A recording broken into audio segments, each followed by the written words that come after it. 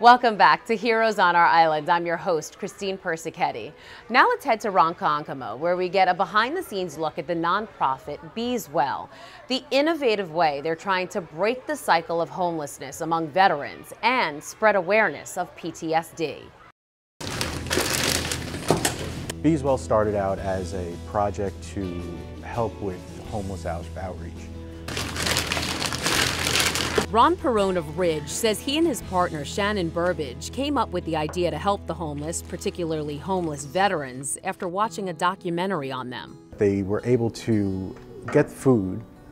They were either stealing electricity in order for hot plates to cook it, or they were using little fires that they were making out of wood or cardboard, stuff like that. So what we decided was we could do that better. By creating what he says is a safe, clean, portable cooking source. This is the BeesWELL personal stove. A stove and survival kit similar to stoves the Boy Scouts use, but with some alterations. The thing that we changed was we simplified the wick and we used 100% beeswax. So using the 100% beeswax, what it does is it gives you a very clean cooking source, so it can actually be burned inside. It creates positive ions and actually cleans the air. And he says it's safe, which is important since many of the homeless vets they help live in the woods. If it's kicked over, generally it puts itself out and it just kind of spreads wax. It's non-combustible. So Shannon and Ron spend their time putting the survival kits together. At first, they use their own money to buy the supplies, but now they fundraise and have the backing of the Rotary Clubs of Long Island. Every part of the kit is useful. The plastic bag it comes in can be used for leftover food from soup kitchens. There's an emergency Mylar blanket, aluminum foil, some twine, and a pamphlet with information on where they can get more help. One of those places is Suffolk County United Veterans, where John Rago is outreach coordinator. He helps deliver the kits to the homeless vets. We'll always go out with coats, food, packages of food, toiletries, things that we think they might need. And the stove is a great idea because not only does it give them the opportunity to cook a hot meal, but it's something unique, and their reaction to it is phenomenal. They go, wow, this is great, you know. But more than that, it allows John to gain the trust of the veterans. And also gives us an opportunity to show them how to use it. So we have dialogue, and we get to build up relationship, because that's all this is relationship building. Because it's very difficult to find someone in the woods and take them out of the woods on the first meeting. That basically almost never happens. Although that is the eventual goal. The purpose of our specific program is to provide permanent housing for veterans, to get them off the street and keep them off the street. That's our ultimate goal.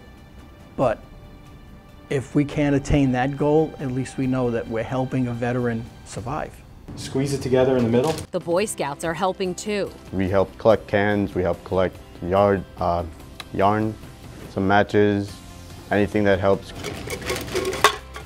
They were looking for someone to help out put the kits together, and I thought it'd be a great opportunity for the boys to see the other side of helping out people, like actually making something. To put these kits together is very time consuming. So to have them donate the cans, cut the twine, fold the tin foil, it just makes our lives so much easier. But BeesWELL's mission to help veterans doesn't end with these kits. Our goal started out that if we could help one person, that's life-changing. Our goal now is to get the kits out there and make sure that people are educated on it. People understand that this is happening in our area. So they speak at schools and events to spread the word about the issues of homelessness and post-traumatic stress disorder, or PTSD. One of their initiatives on that front is called Operation Jake, named after Shannon's best friend, a veteran who served in Afghanistan. When he came back, he seemed okay, and after about a year, it was obvious that things were kind of spiraling. He was getting into a lot of fights and just wasn't able to really find his way. Jake died after one of those fights. He was 28 years old, and the fact that he passed away due to PTSD and the lack of support that he got, I think, initially, and the awareness that I didn't have, that none of his friends had, to deal with it is an issue that is not just something I deal with, but a lot of families and friends as well. Shannon says there's not enough information out there about PTSD, so she and Ron are planning a 2,000-mile bike ride down the East Coast from New York to Key West to seek out veterans and document their stories. The goal at the end of the day is to make a documentary so we can share our journey with the rest of the world, hopefully. Including with the head of the psychology department at Hofstra University. We're going to be bringing back at least 30 interviews of people in each level, any form of transition that we can get, for him to use so that he can build better programs, teach better psychologists, and make a change in the world. Exactly what BeesWELL set out to do. Well, I feel like we're pretty big humanitarians. We care about our community, and it's something that we both aspire to do, is help out. Is it something that has become a passion and something that we have to help fix? This is our job. They went to war for us, they did what they had to, now they come back and we have to do what we have to. For more information on how you can donate to BeesWELL and Operation Jake, head to our Facebook page. If you'd like to learn more about the heroes we just featured, or if you know a hero in your community, let us know. Visit our website at fios1newsli.com. Follow us on Twitter at HeroesLI, and like us on Facebook at facebook.com/Heroes Long Island.